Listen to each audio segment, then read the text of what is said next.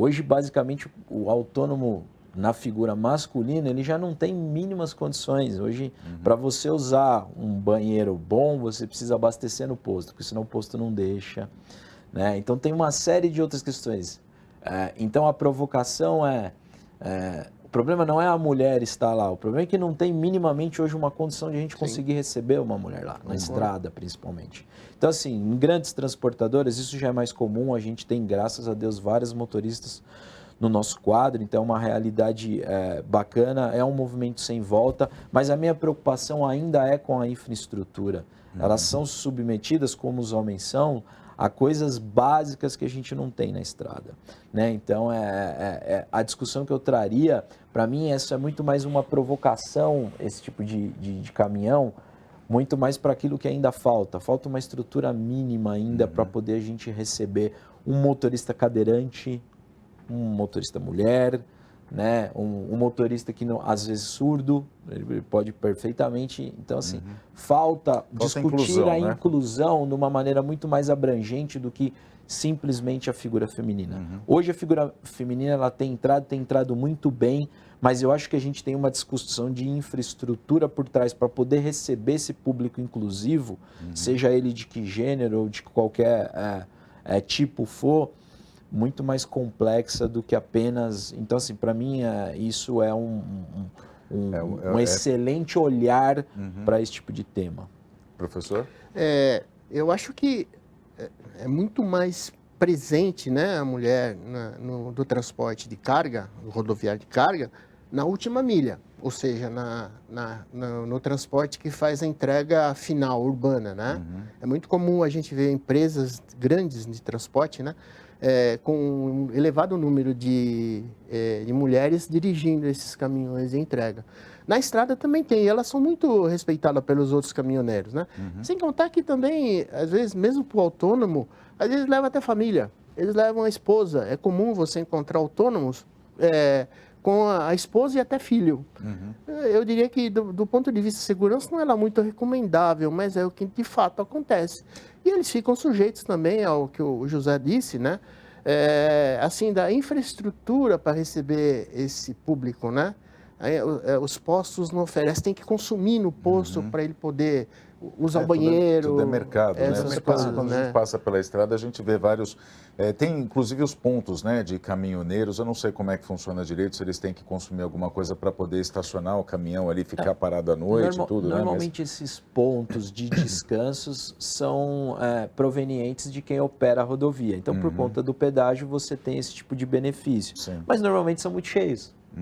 Muito disputados. Então, ele não é de fato acessível ao todo público ainda, né? Então, você acaba sendo responsável. Por isso que aí você vê os pequenos postos na estrada cheios de caminhões também, que aí justamente são esses que não oferecem grandes estruturas, né? E para as mulheres, inclusive, fica mais difícil. Aliás, eu estava falando sobre aonde elas estão, elas não só dirigem caminhão hoje, mas elas também estão no transporte rodoviário, né? De passageiros, né? Empresas de ônibus, né? Elas estão dirigindo também, né? Tem já um certo público, mas poderia ser mais ainda, né? Poderia ter mais ainda mulheres e a gente tem excelentes exemplos, né? Operadora de empilhadeira, que a gente nem está falando, que era normalmente, por muitos anos, era masculino. Hoje a gente tem operadora de empilhadeira, operadora de máquina pesada. A gente tem... É fantástico ver isso. De novo, para mim é muito mais uma questão de a gente estar preparado de receber do que ser homem ou mulher. Acho que ainda falta muito investimento no acolhimento, para depois a gente se discutir se vai ser homem, se vai ser mulher, se vai ser cadeirante, se não vai ser... Eu fico feliz em ver assim, essa preocupação da inclusão feminina, né? Eu como pai, né, de três meninas, né? Hoje já mulheres com filhos, tudo, né? Mas eu fico feliz com isso, porque você vê que a própria designer do caminhão é uma mulher, né? E ela sabe o que a mulher precisa, né? Então, eu fico feliz com esse tipo de comportamento. Agora, né? O que eu pergunto com base nisso é o seguinte, a gente percebe que ao longo dos tempos, né, até um determinado momento, vamos dizer, né, do mundo, pouco tempo, os caminhões eles eram produzidos sem a tecnologia e depois houve uma revolução. O que a gente vê, por exemplo, hoje aqui uns caminhões dos anos 90, eles não tinham nada disso e a tecnologia chegou, assim, parece que de supetão, né? Veio, assim, teve um avanço muito rápido. A tecnologia em si, ela ajudou nessa inclusão que a gente está discutindo aqui? Ela Sim. ajudou a abrir o caminho para que houvesse mais mercado Sim. para as mulheres ou não? Eu acho que a gente antigamente tinha aquela cultura que para dirigir caminhão você tinha que lembrar o conceito das marchas, isso aí, a Braço, força né? do O muque, braço. né? Hoje, Você vai dirigir um 1113 lá da Mercedes, você tinha que... tem que ser bração, né? Até para o nosso carro, né? As mulheres, você pode ver que a maioria, o mercado antigamente, quando começou o carro automático no Brasil, né?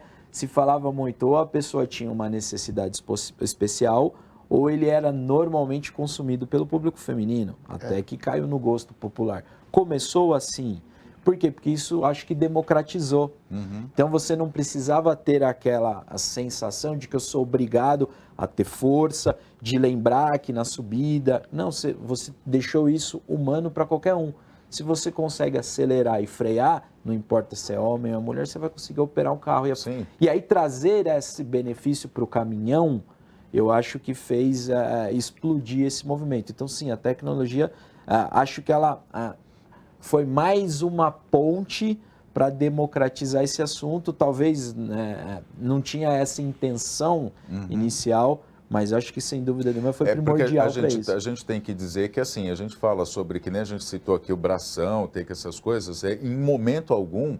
a gente pode ser, inclusive, machista de dizer que a mulher não tem capacidade para fazer isso. Pelo contrário. Pelo contrário, essa é a diferença. O tamanho do esforço físico que ela teria que aplicar poderia deixar ela inibida a querer dirigir o caminhão. Sim. Eu acho que esse é o ponto da discussão. É uma questão ideológica. É uma questão de ela falar assim, tá, será que eu vou querer dirigir?